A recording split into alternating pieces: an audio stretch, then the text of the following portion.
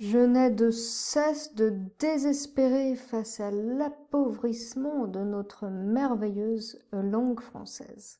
Mais peut-être êtes-vous de ceux qui entretiennent cette conscience du beau, du bien, de l'excellence. Et sûrement aspirez-vous à faire renaître de ses cendres notre bon vieux français.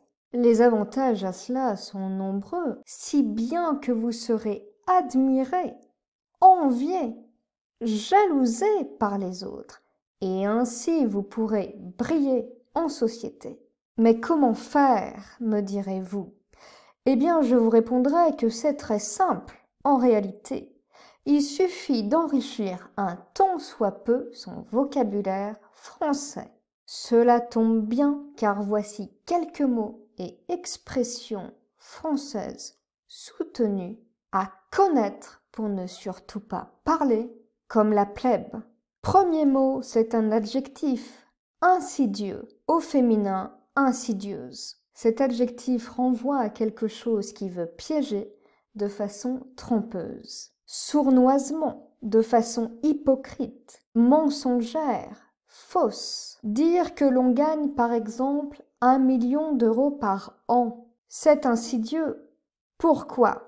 Parce qu'on ne sait pas s'il s'agit du chiffre d'affaires, c'est-à-dire du total des sommes perçues avant impôts, avant toutes les taxes, avant le paiement des salariés, avant toutes les charges qu'il faut payer. Ou s'agit-il du bénéfice, ce qui va dans notre poche? C'est donc insidieux car c'est une information mensongère qui ne nous donne pas toute la réalité des faits.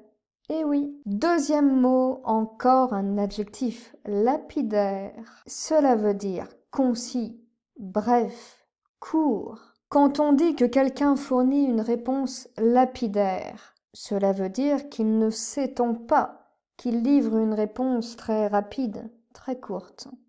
Lapidaire. Troisième mot, encore un adjectif, décidément, il s'agit d'ineffable. Se dit de quelque chose qu'on ne peut pas exprimer avec les mots, qui est indescriptible, souvent parce que trop intense. Une beauté ineffable, par exemple, c'est une beauté telle qu'elle ne peut pas être décrite, parce que les émotions qui sont ressenties face à cette beauté sont tellement intenses, tellement forts, qu'on ne peut pas les décrire pour que l'autre les ressente comme nous, on les ressent.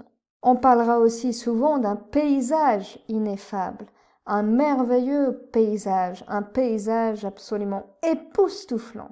Dernier mot, ou plutôt dernière expression que j'aimerais vous partager pour que vous puissiez enfin briller en société, c'est l'expression battre froid. Battre froid, ça veut tout simplement dire montrer de l'hostilité envers quelqu'un, être indifférent vis-à-vis de quelqu'un, montrer une froideur importante. L'équivalent de la plèbe serait ne pas calculer quelqu'un. Tain, tu te rends compte, il m'a même pas calculé. Quelqu'un qui montrerait un peu d'amour pour le français préférerait dire « Je préfère vous battre froid plutôt que de rentrer en conflit avec vous ».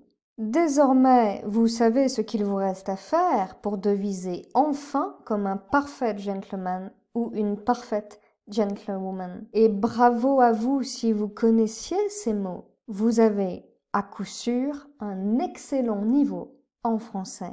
Si vous voulez voir ou revoir les règles élémentaires de la langue française, tout en vous amusant et en y passant très peu de temps, assurément moins de 2 minutes par jour, et ce tout au long de l'année, vous avez ce formidable ouvrage réalisé par mes soins qui s'organise comme une éphéméride, comme un petit calendrier, qui vous propose absolument de revoir les règles fondamentales d'orthographe et de grammaire avec des illustrations très cocasses et très agréables. C'est vraiment très commode à découvrir.